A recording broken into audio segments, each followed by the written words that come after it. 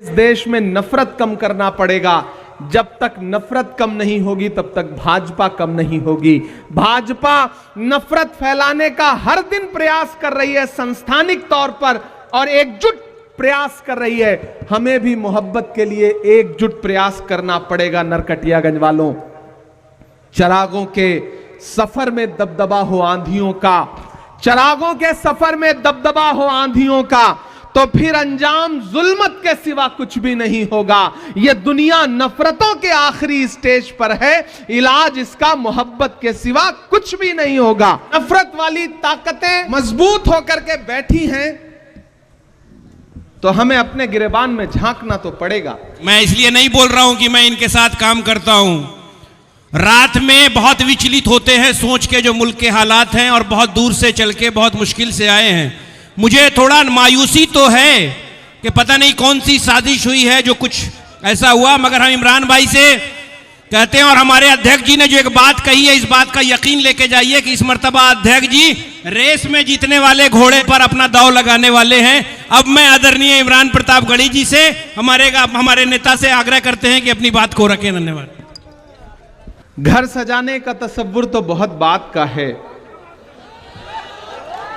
घर सजाने का तसव्वुर तो बहुत बात का है, पहले यह तय हो कि इस घर को बचाएं कैसे। दिल्ली से अगर 1000 किलोमीटर दूर चल करके आपके बीच में लंबा सा सफर तय करके अगर हम लोग यहां आज बैठे हैं, अगर प्रदेश अध्यक्ष आपके अखिलेश जी अपने तमाम कार्यक्रम छोड़ करके इस कार्यक्रम में बैठे हैं और आपको जागरूक करने के लिए संविधान जिंदाबाद का नारा लगा रहे हैं, तो इसका मकसद और इसका मतलब आपको समझना पड़ेगा। मैं चंपारण की धरती पर खड़ा हूं। पूरी दुनिया में जब भी चंपारण का नाम आता है तो पूरी दुनिया बड़े अदब से इस इलाके को सर झुका के यह कहती है कि यह वो सरजमीन है जहां कभी महात्मा गांधी जी ने इसे अपनी कर्मभूमि बनाया और यहां से एक बड़े आंदोलन की शुरुआत की। मैं उस धरती पर खड़ा हूं। आपसे अगले 2, 3, 4, 5 मिनट जरूरी गुफ्तगू करना चाहता हूं। सबसे पहले तो मैं भाई अखिलेश जी को बधाई दूंगा। परिवार के मुखिया का जैसा भाषण होना चाहिए, परिवार के बड़े व्यक्ति का जैसा दिशा निर्देशन होना चाहिए, वो आज आपके भाषण में मुझे दिखाई पड़ा। और मैं चाहता हूं एक बार जोरदार ताली बजाएं आज के उनके इस संबोधन के लिए। घर की दीवार में खुद तुमने किया है सुराख, अब कोई झांक रहा है तो शिकायत कैसी। जिस धरती को कभी महात्मा गांधी ने चुना अपनी कर्मभूमि बनाने के लिए, अगर आज वहां पर नफरत वाली ताकतें मजबूत होकर के बैठी हैं तो हमें अपने गिरेबान में झांकना तो पड़ेगा। मुझे याद है मैं पिछले विधानसभा चुनाव में यहां चुनाव प्रचार में आया था अध्यक्ष जी, मंच टूट गया था, ये शायद यही विधानसभा है, मुझे याद रह गया था। इसमें कोई दो राय नहीं कि जिस दिन हम एक यूनिट बनके, एक ताकत बनके लड़ें तो नफरत इतनी ताकतवर नहीं होती कि वो हमें हरा सके। लेकिन आपने कभी सोचा है कि मोहब्बत हमेशा हार जाती है, नफरत जीत क्यों रही है? क्योंकि नफरत कलेक्टिव होकर के, एकजुट होकर के कोशिश कर रही है, और मोहब्बत के जो अलंबरदार हैं, जो मोहब्बत के पैरोकार हैं, वो अपनी अपनी दुनिया में मुट्ठी भर लोगों को लेकर के मगन हैं, खुश हैं। उन्हें लगता है कि दुनिया हम ही से चल रही है, हम आगे नहीं आएंगे तो कोई आगे नहीं बढ़ सकता। और इस चक्कर में एक एक करके सब हारे हुए, थके हुए अपने घरों में बैठे हैं। मैं आज नरकटियागंज में खड़ा होकर के, पश्चिमी चंपारण में खड़ा होकर के, बेतिया में खड़ा होकर, बगहा में खड़ा होकर के आप सारे लोगों से यह कहना चाहता हूं कि अगर आपको यह लगता है कि आने वाले चुनाव या जो गुजरा चुनाव था वो सिर्फ सांसद और विधायक बनने बिगाड़ने का चुनाव है, तो आप बहुत छोटा सोच रहे हैं। खतरा बहुत बड़ा है। देश की सत्ता पर बैठे हुए लोगों का जो अंतिम सच है वो यही है कि वो डॉक्टर बाबा साहब अंबेडकर के संविधान से नफरत करते हैं। याद करिए लोकसभा चुनाव में भारतीय जनता पार्टी के बड़े नेताओं के बयान, चाहे वो अनंत हेगड़े हो, चाहे लल्लू सिंह हो, चाहे ज्योति मिर्धा हो, चाहे मेरठ ला करके मुंबई से चुनाव लड़ाए गए और मौजूदा सांसद अरुण गोविल हो, नारा क्या था? हमें बहुमत दो, हम संविधान बदलेंगे। हमने आपने अपने कानों से सुना है इस नारे को। वो तो भला हो भारत की जनता का कि उसने 400 पार का नारा लगाने वालों को 240 पे ला करके ऐसा पटका कि न ये नारा भूले बल्कि संविधान को सरमाथे लगाते हुए संविधान जिंदाबाद और संविधान को लेकर के पूरे देश में बातें करना उन्होंने शुरू कर दिया। ये आपकी और पूरे देश की संविधान के प्रति जो मोहब्बत है उसका परिणाम था। मैं आपसे कहना चाहता हूं साथियों कि पिछले दिनों अखिलेश भाई और हम दोनों लोग राज्यसभा में बैठे थे, देश के गृह मंत्री भाषण कर रहे थे और भाषण करते करते उन्होंने एक बात कही कि आजकल एक फैशन हो गया है अंबेडकर अंबेडकर अंबेडकर अंबेडकर। अगर इतनी बार विपक्ष वाले भगवान का नाम लेते तो 7 जन्मों के लिए स्वर्ग मिल जाता। यह एक अहंकार की भाषा थी जिसका पूरी कांग्रेस पार्टी ने मजबूती के साथ वहां विरोध किया और विरोध करने के बाद संसद के बाहर संसद परिसर में भी विरोध किया और उसका परिणाम यह रहा कि देश के गृह मंत्री को माफी मांगनी पड़ी, देश के प्रधानमंत्री को एक दिन में 5-6 ट्वीट करने पड़े। यह रहा कांग्रेस पार्टी और विपक्ष की ताकत का असर। लेकिन यह बात उनके मुंह से ऐसे ही नहीं निकल आई है, इसके पीछे जो एक पूरी सोच है उस सोच को समझना पड़ेगा। जिन्हें तिरंगे से नफरत है, अपना झंडा प्यारा है, गांधी का कातिल अब भी जिनकी आंखों का तारा है, शर्मनाक इतिहास है जिनका अंग्रेजों से यारी का, वो अब हमको बांट रहे हैं सर्टिफिकेट गद्दारी का। उनके इरादे खतरनाक हैं, चूंकि पूरा सिस्टम पूरा तंत्र उनके साथ है, इसलिए बहुत सारी जगहों पे सफल होते हुए भी दिख रहे हैं। इसलिए हमारा आपका दायित्व तो बहुत बढ़ जाता है। यहां मंच पर सैकड़ों की तादाद में पदाधिकारी और नेता बैठे हैं।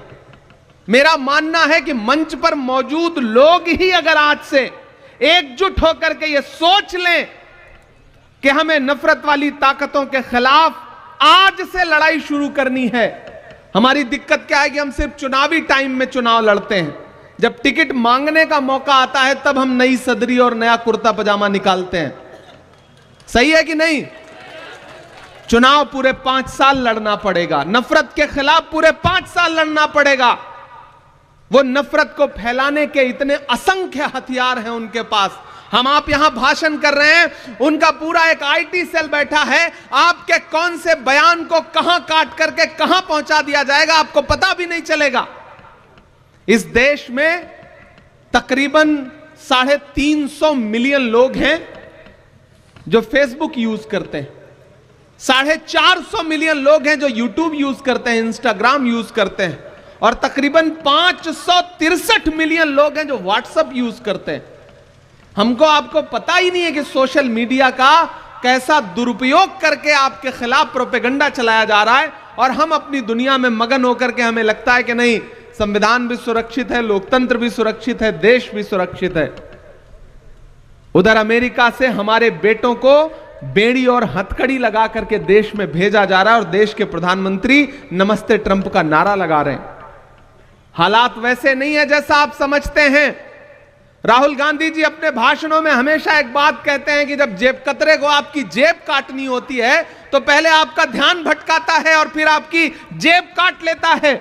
इसी तरह इस सरकार ने किया है, आपको धर्म की अफीम सुंघा करके, आपको नफरत की अफीम सुंघा करके, आपके आटा चावल दूध दही पनीर छाछ लस्सी यहां तक कि कफन तक पर टैक्स लगा दिया है और आपको पता तक नहीं है।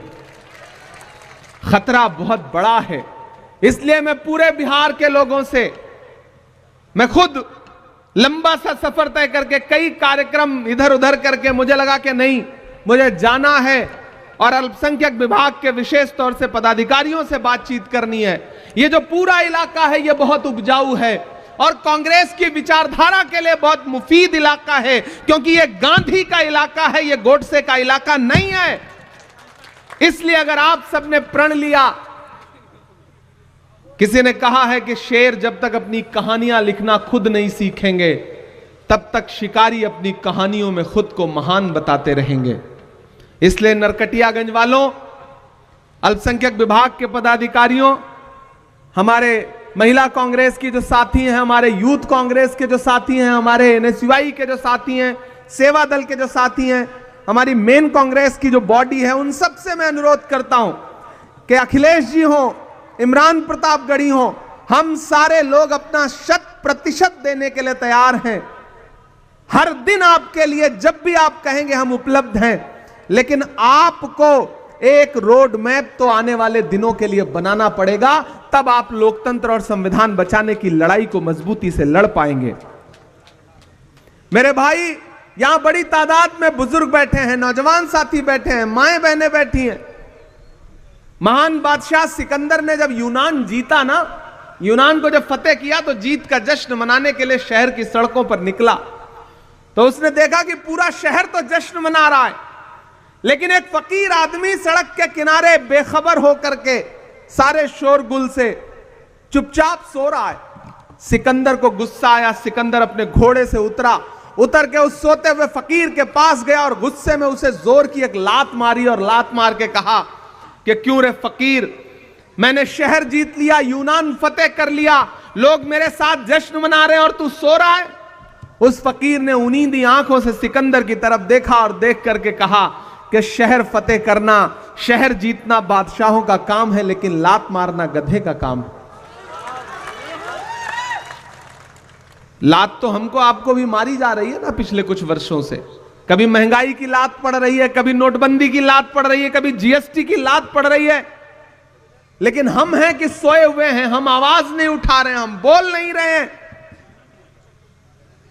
मैं राहुल गांधी का सिपाही हूं, अखिलेश भाई राहुल गांधी के सिपाही हैं, और हम सारे लोग राज्यसभा में, देश की संसद में, सड़क से संसद तक जो लड़ाई लड़ रहे हैं, मल्लिकार्जुन खड़गे जी के निर्देश पर, सोनिया जी के निर्देश पर, प्रियंका जी के निर्देश पर, राहुल जी के निर्देश पर, उनके कंधे से कंधा मिलाकर के जो लड़ाई लड़ रहे हैं, उस लड़ाई में हम तब तक नहीं जीत सकते जब तक आप हमारे साथ नहीं खड़े होंगे।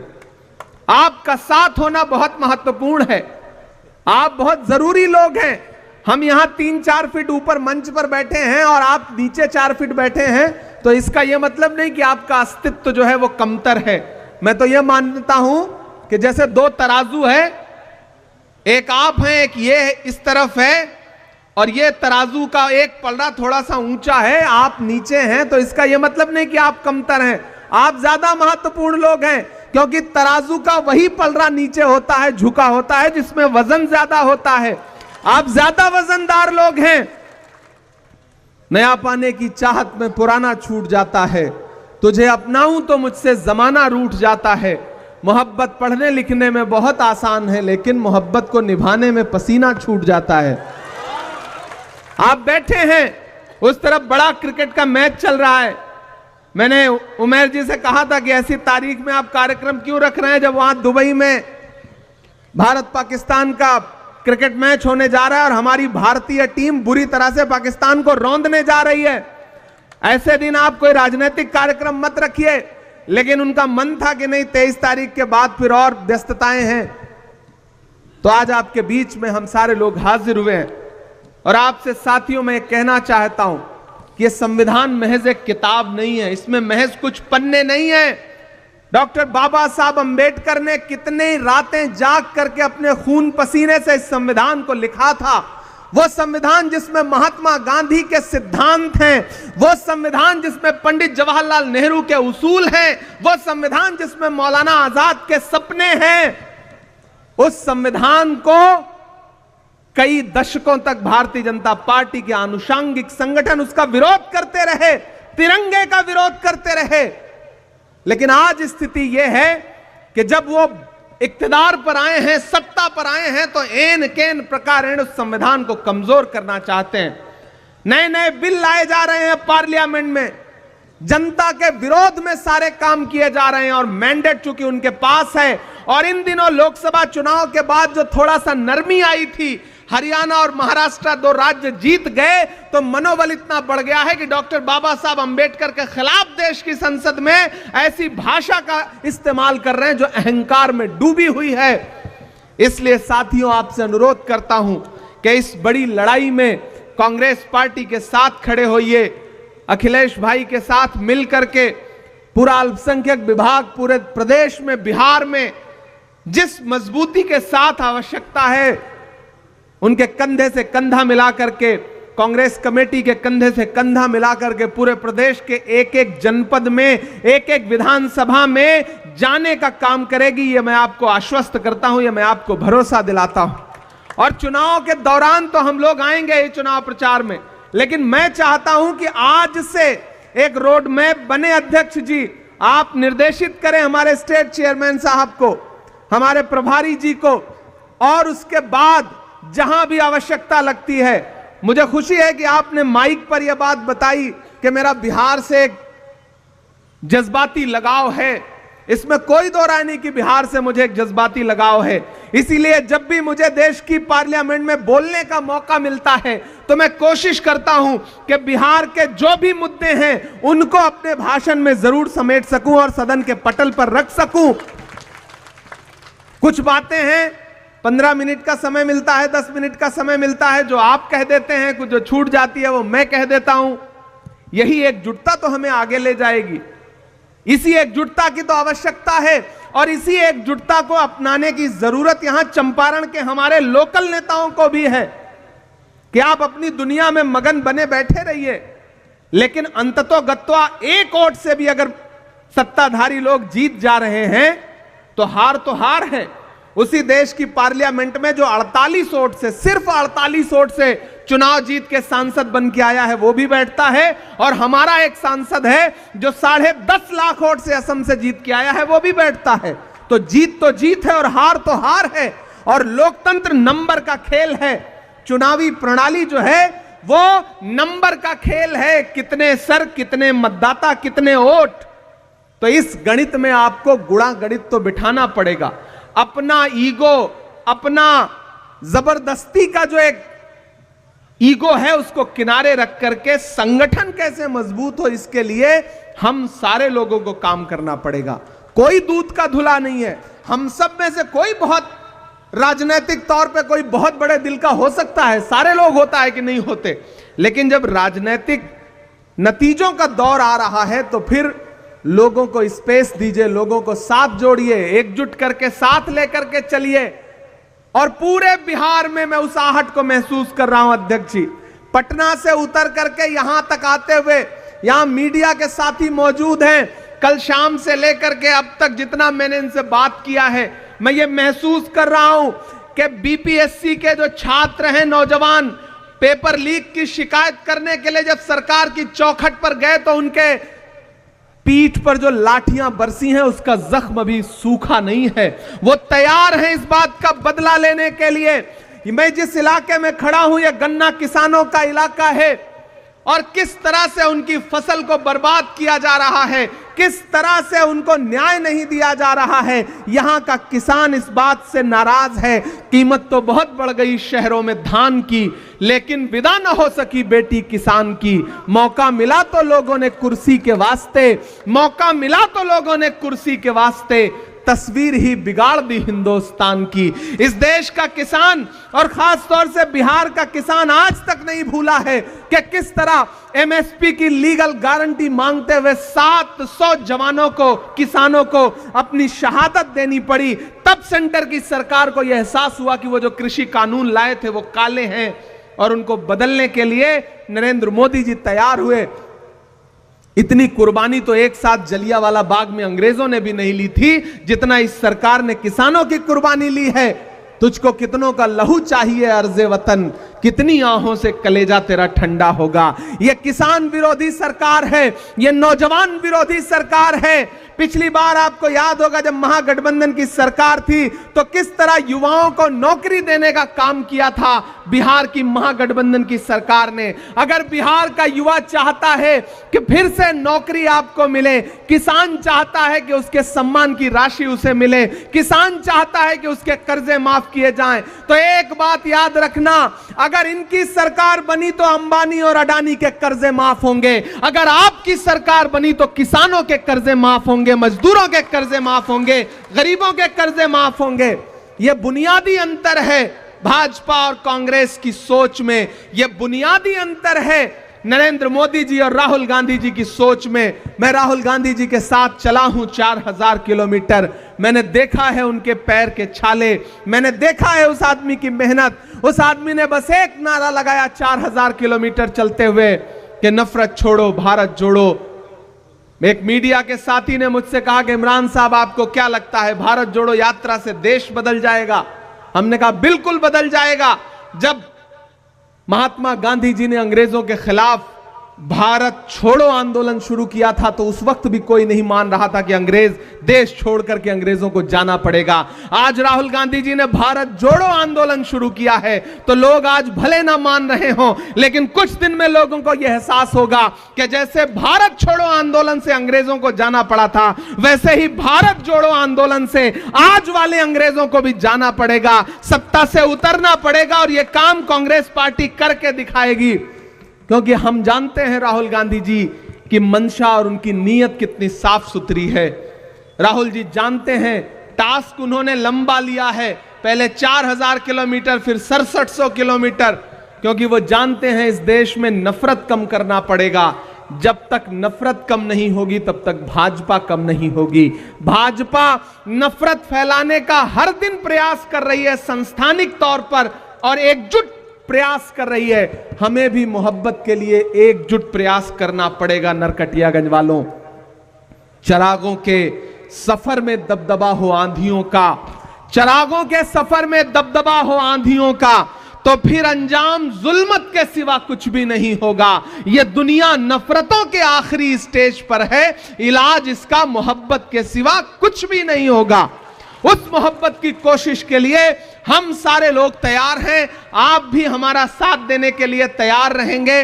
संविधान की एक प्रति उठाइए, अपने अधिकारों के हक के लिए संविधान को न सिर्फ अपने घर की ताकों पर, अपने घर के लाइब्रेरी में सजा के रखिए, बल्कि संविधान को पढ़िए भी। उसके आर्टिकल, उसकी प्रस्तावना, उसके पन्ने जो आपको अधिकार देते हैं, यह शासन, यह प्रशासन, यह तंत्र आपसे उन अधिकारों को छीनने में लगा है। उन अधिकारों के प्रति जागरूक होइए। और ये जो आपके छोटे छोटे घरौंदों को उजाड़ देना चाहते हैं, उनसे कहिए कि जुल्म करती है जवानी भी नहीं मांगोगे, जुल्म करती है जवानी भी नहीं मांगोगे, खून में अपने रवानी भी नहीं मांगोगे।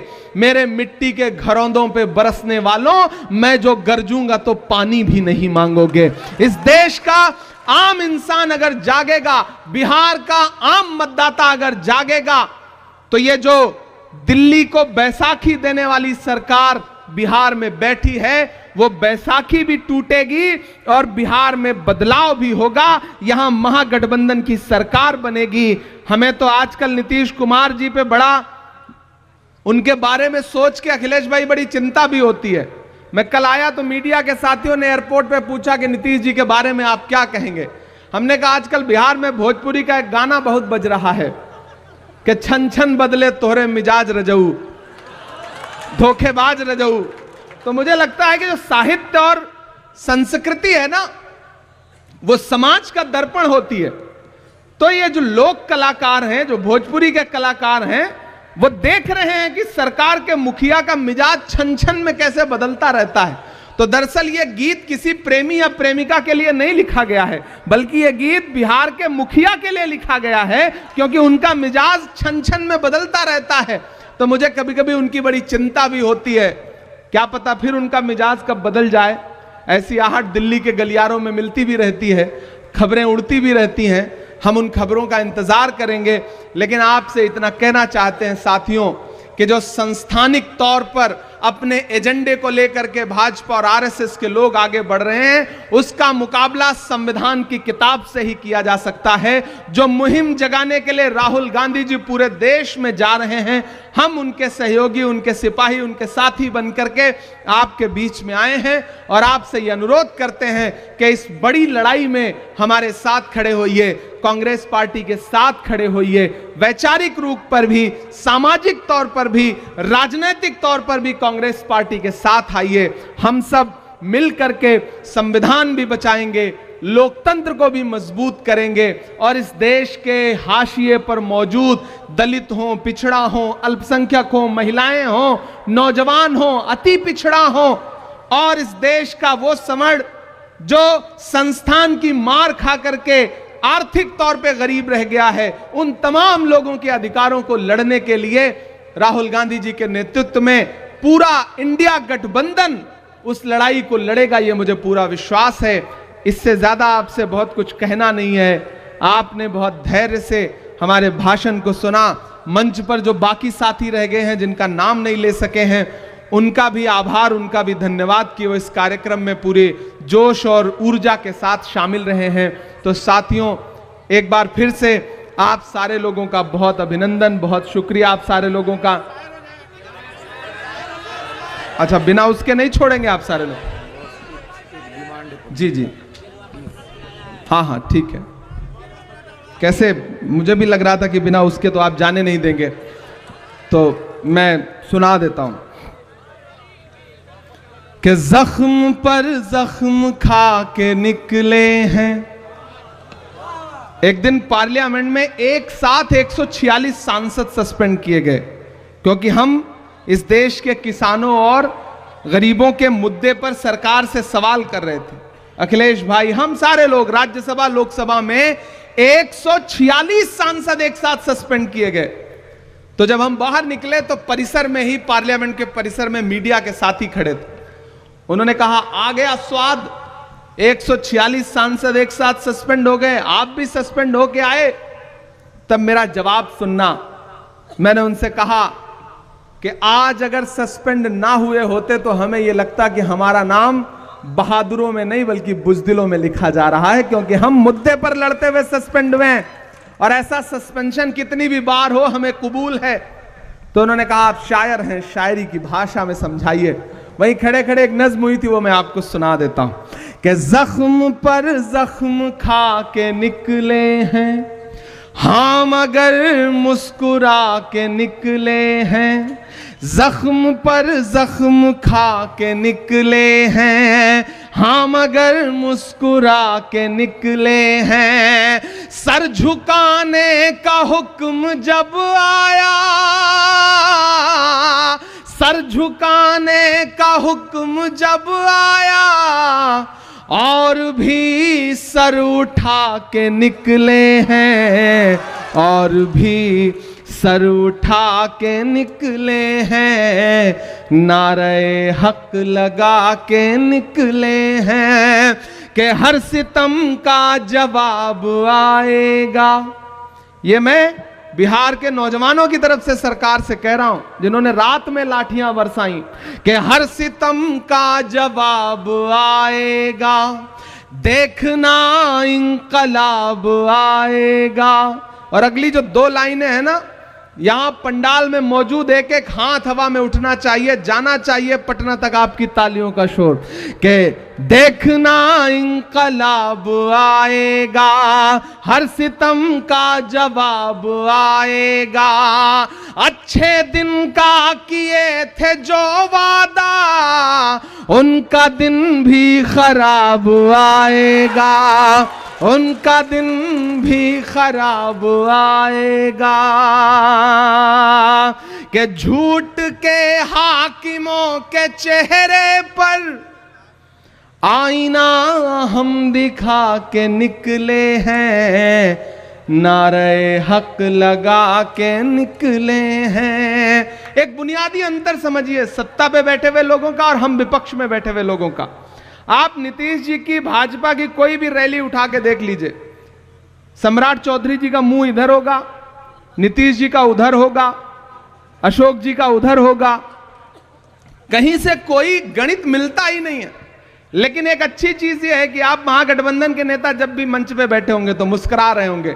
हम और अखिलेश भाई बैठे थे तो सुकून से बातचीत कर रहे हैं, बिहार की राजनीति पे हंस रहे हैं, खा पी रहे हैं, कोई तनाव नहीं है।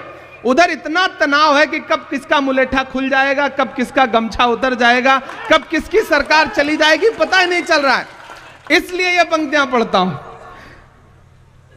एक दिया हम जला के निकले हैं कि हम तो निकले हैं मुस्कुराते हुए, हम तो निकले हैं मुस्कुराते हुए, और वो तिल मिला के निकले हैं, नारे हक लगा के निकले हैं, नारे हक लगा के निकले हैं, जख्म पर जख्म खा के निकले हैं, हम अगर मुस्कुरा के निकले हैं, सर झुकाने का हुक्म जब आया और भी सर उठा के निकले हैं, नारे हक लगा के निकले हैं। और जाते जाते अंतिम में ये पंक्तियां सुना के जाता हूं, नहीं सुना के जाऊंगा तो आप कहेंगे कि देखो सिर्फ भाषण सुना के चला गया। कि कहां सोया है चौकीदार,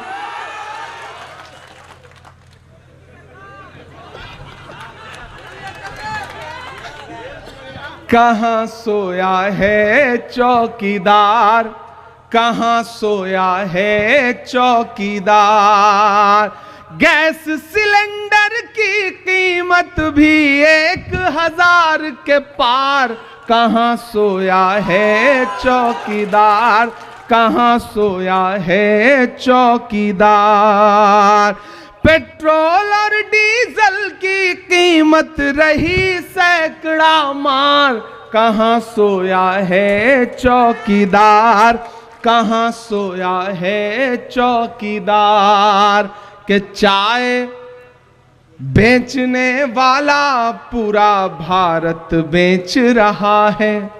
बेच रहा है कि नहीं बेच रहा है? देखिए, हम कवियों शायरों को थोड़ी सी लिबर्टी होती है, हम सलीके से अपनी बात कह लेते हैं। आजकल उससे भी खतरा है। पोएट्री, आर्ट, लिटरेचर, कैसे सारी आवाजों को दबाया जा सकता है। हम करें बात दलीलों से तो रद्द होती है, उनके होठों की खामोशी भी सनद होती है, कुछ ना कहने से भी छिन जाता है इजाज़े सुखन, जुल्म सहने से भी जालिम की मदद होती है। इसलिए बोलना जरूरी है कि चाय बेचने वाला पूरा भारत बेच रहा है, इसी काम में हासिल उसे महारत बेच रहा है, कि रेल बिक गई, तेल बिक गया, बिका हवाई अड्डा।